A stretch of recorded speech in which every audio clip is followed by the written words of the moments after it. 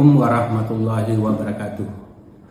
Saya Abdullah B, salah satu dosen di Institut Teknologi Bahardin Yusuf Habibie, dan menjadi kewajiban saya melaksanakan tridharma perguruan tinggi.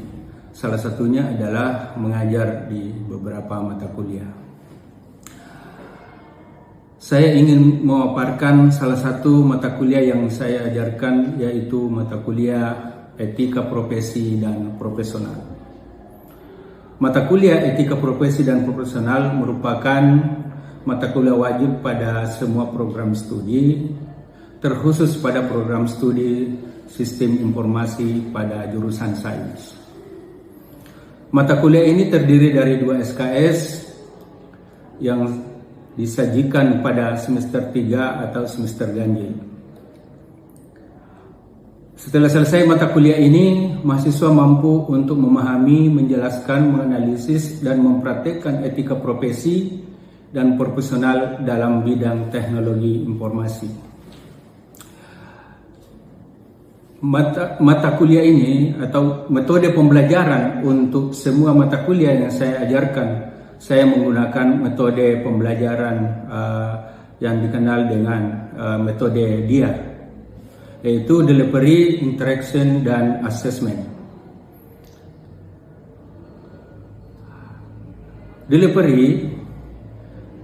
Metode delivery untuk menyampaikan materi dalam presentasi, penugasan, dan diskusi. Maka materi pembelajaran ini terlebih dahulu menyampaikan pokok-pokok materi. Metode delivery juga dapat mencakup penggunaan teknologi pendidikan seperti video pembelajaran, simulasi komputer, atau platform pembelajaran online. Nah, metode delivery dimulai dari penyampaian capaian pembelajaran.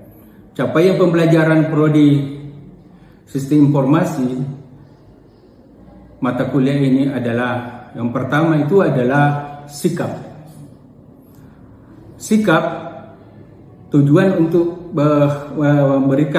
menjadikan sikap sebagai satu pedoman adalah bertakwa kepada Tuhan Yang Maha Esa, mampu menunjukkan sikap religiusitas. Yang kedua, sikap menjunjung tinggi nilai kemanusiaan dan menjalankan tugas berdasarkan agama, moral, dan etika. Kemudian yang kedua adalah pengetahuan. Pengetahuan adalah kemampuan untuk mengaplikasi ilmu pengetahuan alam, matematika, teori dasar, teknik, teknologi informasi, dan bidang lainnya yang relevan untuk memecahkan masalah teknik yang rumit.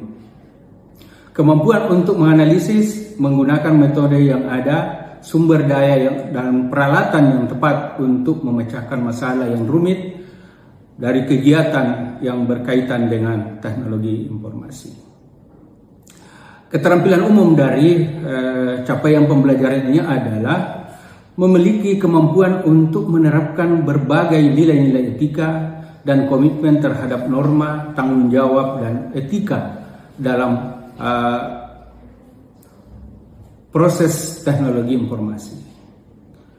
Pada konteks Indonesia, nilai dan norma yang dipertimbangkan yang diterima dalam ilmu teknologi informasi selain norma kemanusiaan, termasuk juga dalamnya Pancasila, kebudayaan Indonesia, dan nilai-nilai nasionalisme bangsa. Kemudian keterampilan khusus dari capaian pembelajarannya adalah memiliki kemampuan untuk membuat, memilih, dan mengaplikasikan teknologi, sumber daya, dan perangkat modern berbasis teknologi informasi untuk menyelesaikan permasalahan teknologi yang kompleks sesuai dengan etika profesi. Dari capaian pembelajaran tersebut diturunkan ke dalam 4 capaian pembelajaran mata kuliah. Yang pertama adalah mahasiswa mampu menjelaskan konsep dan teori etika, moral, dan adab dan isu etika dalam profesi. Mahasiswa mampu memahami etika profesi, profesional, tanggung jawab profesional di bidang teknologi informasi. Kemudian yang ketiga adalah mahasiswa mampu menganalisis dan mengambil kesimpulan dalam isu etika yang berhubungan antar personal dalam perilaku profesi di bidang teknologi informasi menggunakan teori etika kode etik profesi. Yang keempat adalah mahasiswa mampu mengonsepkan dan bekerjasama dalam tim secara efektif dalam mempresentasikan topik dan dalam etika di bidang teknologi informasi. Nah, dari 4 capaian mata kuliah itu diturunkan menjadi sub capaian mata kuliah. Yang pertama adalah mahasiswa mampu menjelaskan prinsip dasar etika, moral, dan adab. Mahasiswa mampu menjelaskan pengenalan profesi, profesional, dan profesionalisme. Kemudian mahasiswa mampu menganalisis etika dalam praktek profesi, profesional yang spesifik. Mahasiswa mampu menganalisis kejahatan cyber atau cybercrime dalam penggunaan komputer dan internet. Mahasiswa mampu memahami tantangan etika dalam konteks global. Mahasiswa mampu memahami dampak dari teknologi informasi tentang pelanggaran kode etika profesi. Mahasiswa mampu memahami kebebasan dalam berekspresi dalam bidang teknologi informasi. Mahasiswa mampu menjelaskan konsep jejaring sosial. Mahasiswa mampu memahami dan menjelaskan konsep dan peraturan hak dan kekayaan intelektual.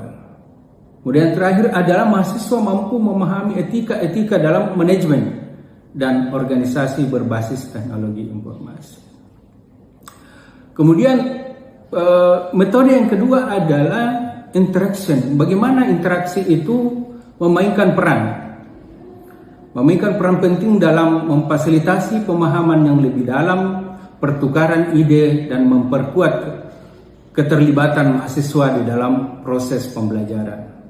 Nah, dalam kesempatan ini pembelajaran interaktif yang kita lakukan, pemaparan materi dan tanya jawab. Kemudian yang selanjutnya adalah kita juga akan melakukan diskusi kelompok, pemberian tugas kepada mahasiswa, dan tugas-tugas itu dapat dikumpulkan ke dalam Google Drive atau LMS.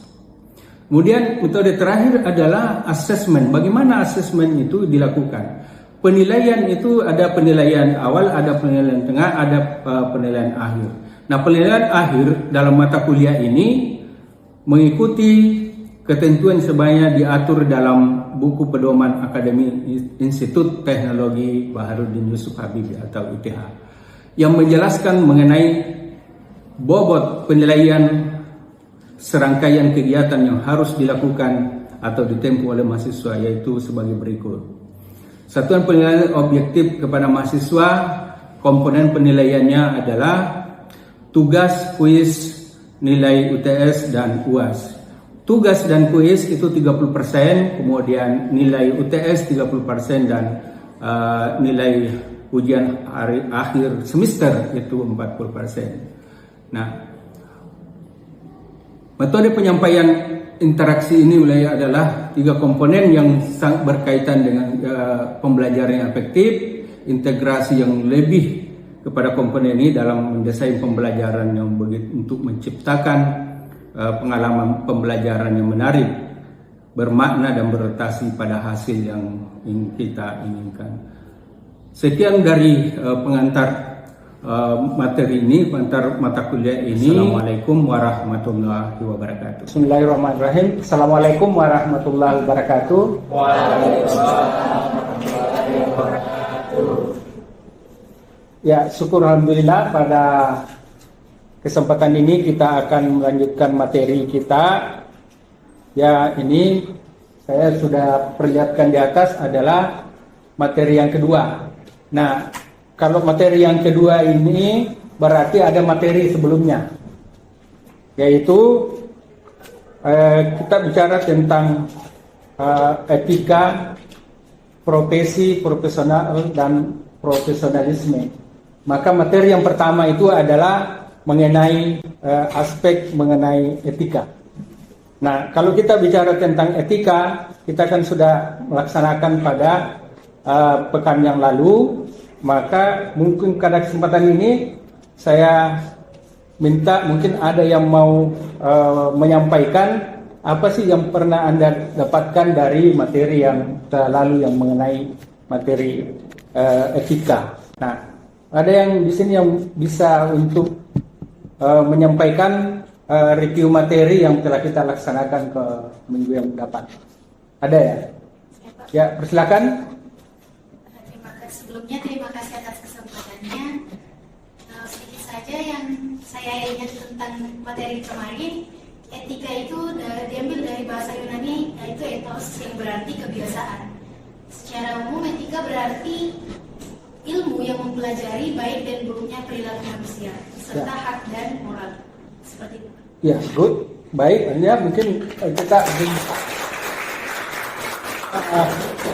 selanjutnya masalah etika ini kan berapa aspek, diperlukannya etika dan bagaimana ciri-ciri etika. Mungkin ada yang mau menyampaikan sebuah review yang kemarin tentang etika atau bagian-bagian etika. Ya, mungkin ada yang mau menyampaikan tentang bagian-bagian etika, silakan.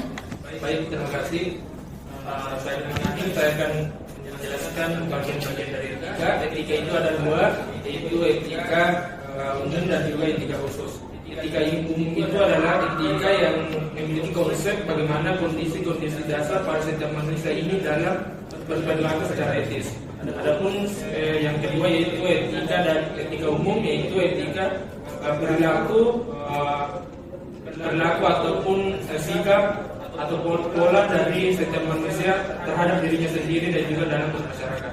Oh ya, makasih. Ya, good. Ya, saya kira itu bisa kita review bahwa etika itu adalah bicara tentang baik dan buruk. Nah, kalau perilaku manusia itu ada yang baik, ada yang buruk. Nah, itulah esensi dari etika. Kalau begitu, kita akan lanjutkan materi kita adalah kita akan masuk ke sebenarnya tujuan materi ini adalah bagaimana mahasiswa mampu memahami apa itu profesi. Jadi kita akan bicara tentang profesi, profesional, bagaimana orang profesional dan profesionalisme. Nah, yang kedua adalah kita mau melihat mahasiswa itu mampu membedakan profesi, profesional dan profesionalisme. Yang lalu telah disinggung sedikit. Kemudian yang ketiga adalah mahasiswa mampu menerangkan ciri-ciri profesi, profesional dan profesionalisme. Baik, sebelum kita bicarakan materi kita ini, kita akan pretest. Mau menguji apakah nanti pada akhir materi kita ini bisa Anda bisa menjawab pertanyaan ini sesuai dengan ini. Silakan dijawab apa saja yang awal ini. Sesuai karena itu adalah soal yang akan memberikan kepada Anda untuk bagaimana mengetes Anda pernah membaca atau tidak, pernah mendownload atau tidak, atau pernah melihat bagaimana profesi profesional dan profesionalisme. Kalau begitu kita persilakan selama ini ada 5 poin, berarti kita butuh waktu 5 menit, 1 menit 1 soal. Kita masuk ke contoh profesi bidang IT. Nah, ini contoh profesi bidang IT. Apa itu? Yang pertama adalah ini sebenarnya profesi pertama bidang teknologi, software web developer. Tugasnya apa? Adalah meliputi riset, menentukan desain software, serta mengimplementasikannya sampai proses pengujian. Jadi itu bidang IT. Kemudian UI dan UX designer. Profesi ini memungkinkan sering kita dengar dari sekian profesi di bidang teknologi informasi. Nah, itu yang bisa kita lihat dari segi aspek contoh dari profesi. Nah, kita bisa selanjutnya adalah profesi selanjutnya di bidang teknologi informasi. Nah, Anda ini sebagai orang di sistem informasi, maka profesi bidang teknologi informasi ini yang pertama itu adalah data analyst. Ya, di profesi data analyst tugas utamanya adalah analisis beragam dan selalu berkaitan dengan data. Kemudian security analyst. Nah, apa itu security analyst? Adalah profesi di bidang teknologi informasi yang berhubungan dengan jaringan. Nah, yang berapa lagi? Hardware engineer. Nah, profesi ini bidang informasi adalah hardware. Nah, kita bicara profesionalis. Apa itu profesional? Ada yang bisa baca dari profesional itu? Silakan baca. Nah, profesional adalah orang yang menyandang suatu jabatan atau pekerjaan yang dilakukan dengan keahlian atau keterampilan yang tinggi. ya. Profesional juga adalah orang yang menyandang suatu jabatan Ya. penyandang dan penampilan profesional ini telah mendapat pengakuan baik secara formal maupun informal. Kalau kita tadi bicara profesi, kita bicara Pekerjaan. sekarang kita bicara tentang orangnya. Orang yang mau melakukan. Nah, kita bicara tentang profesi. Nah, profesional itu adalah orang yang menyandang suatu jabatan atau pekerjaan yang dilakukan dengan keahlian dan keterampilan tinggi. Ya, kembali lagi kepada tadi, apakah satpam itu adalah profesi? Nah, kalau pekerjaannya itu. Nah, kemudian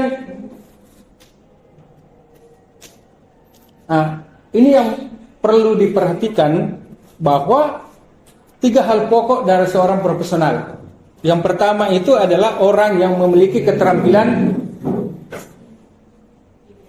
Ya, orang memiliki keterampilan.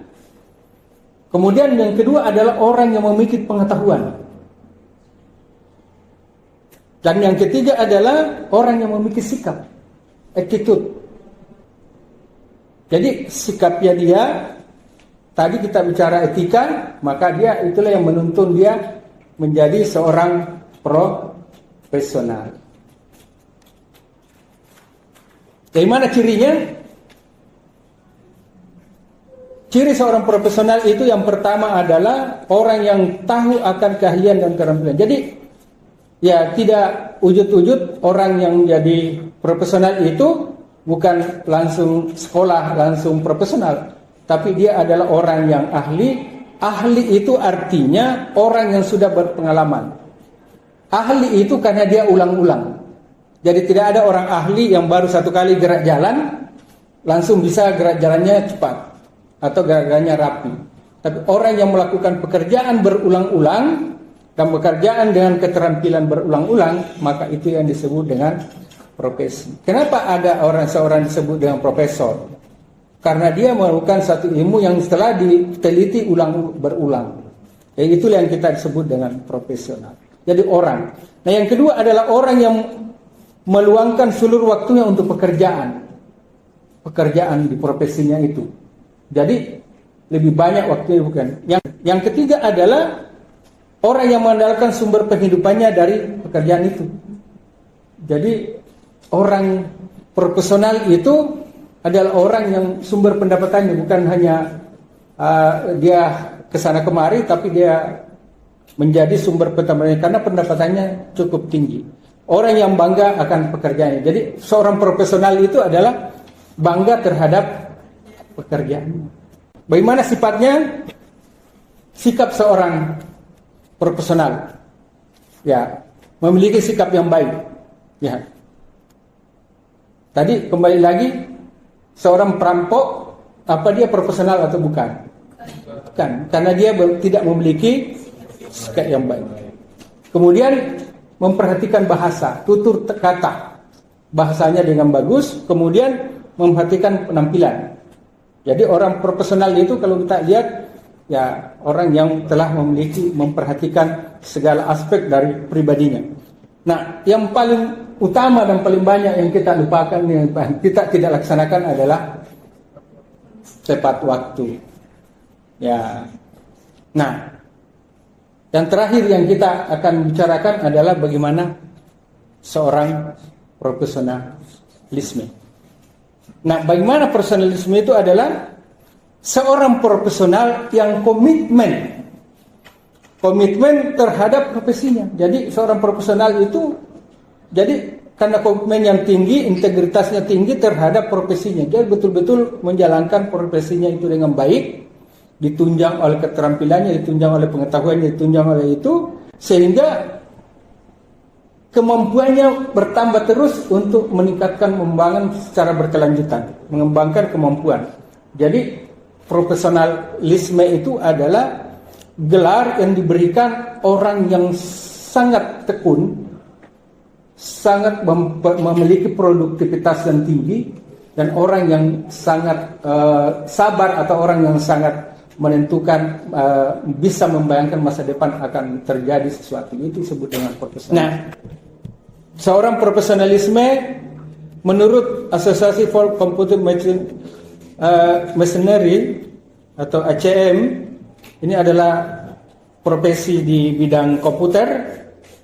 Itu yang pertama adalah dia itu orang dapat dipercaya. Kenapa dapat dipercaya? Ya, saya sudah sampaikan yang lalu bahwa manusia itu kalau mau punya modal ada 3.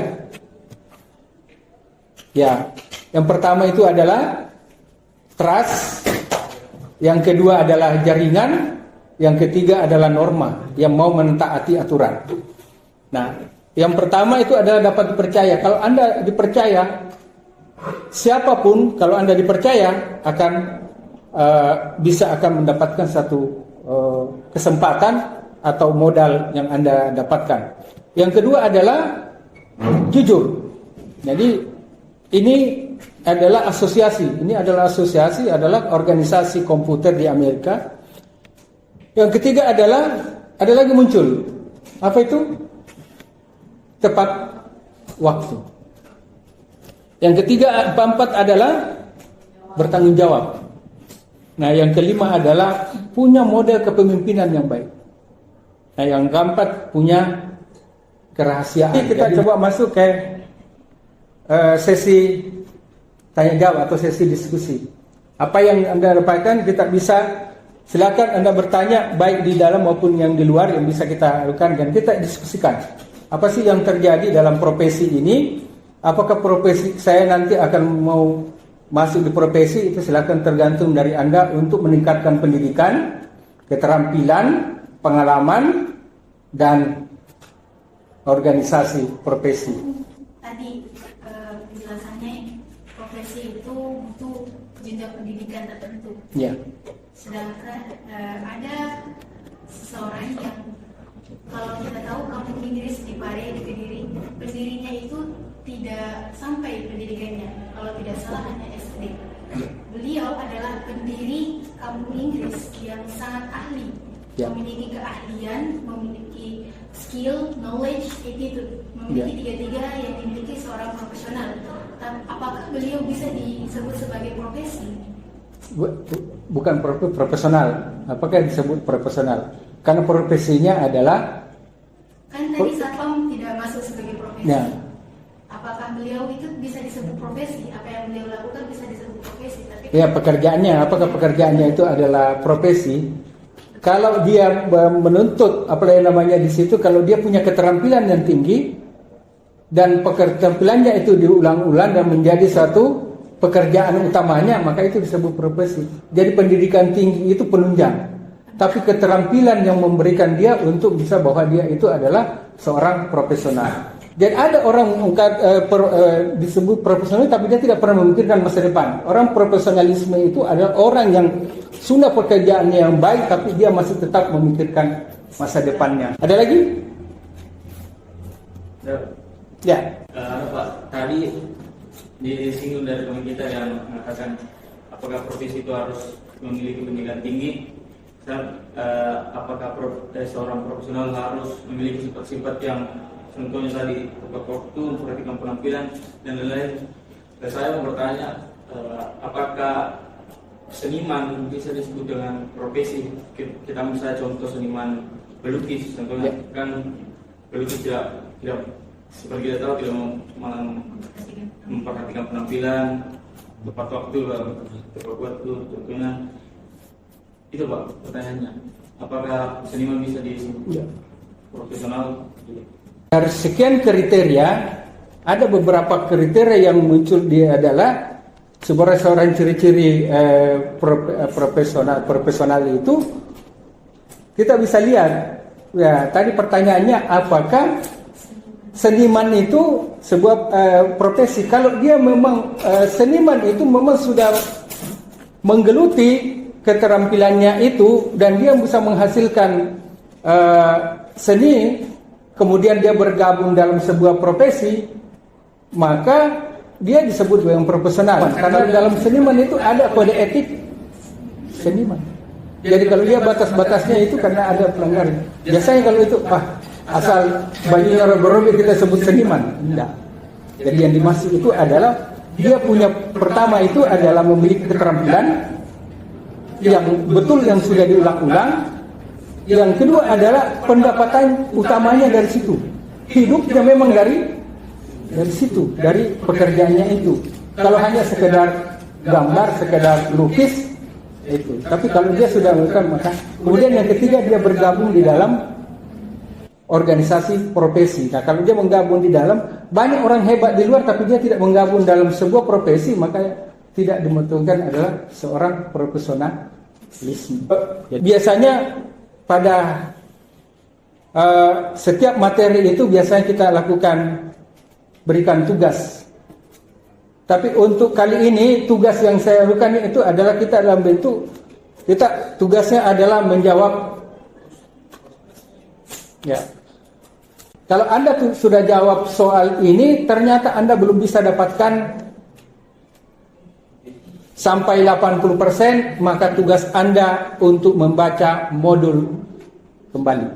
Itulah tugas Anda, dan tugas itulah yang Anda bisa rangkum untuk bisa jadikan. Dan tugas itu biasanya, kalau saya dulu biasanya masukkan ke Google Drive waktu yang lalu. Nah sekarang karena itu masih ada, bisa kita lakukan, bisa juga dimasukkan di LMS untuk tugas-tugas yang kita lakukan, termasuk jawaban dari post-test ini. Waktu telah selesai, kita lakukan, jadi jawaban soalnya nanti akan Anda cross-check pada jawaban yang telah disiapkan, dan Anda cross-check apakah Anda bisa mendapatkan nilai di atas 80%. Kalau dia ada 80% berarti Anda sudah baik dalam penerimaan materi. Nah kalau begitu, pada kesempatan ini kita akhiri pertemuan kita ini. Mau melanjutkan pendidikan, semangat untuk bisa kita memberikan apa yang diinginkan oleh orang tua kita untuk bisa berhasil dalam pendidikan. Khususnya yang bisa dibutuhkan manusia sekarang ini adalah bagaimana orang itu beretika, bagaimana adab, bagaimana moral yang itu. Karena kalau sekarang ini materi sudah teknologi sudah ada semua di dalam, semua Anda bisa cari, tapi yang tidak sering muncul itu adalah adab, etika, adab dan moral kita untuk masyarakat. Makasih, kita tutup pertemuan ini sama-sama baca Alhamdulillah. Assalamualaikum warahmatullahi wabarakatuh.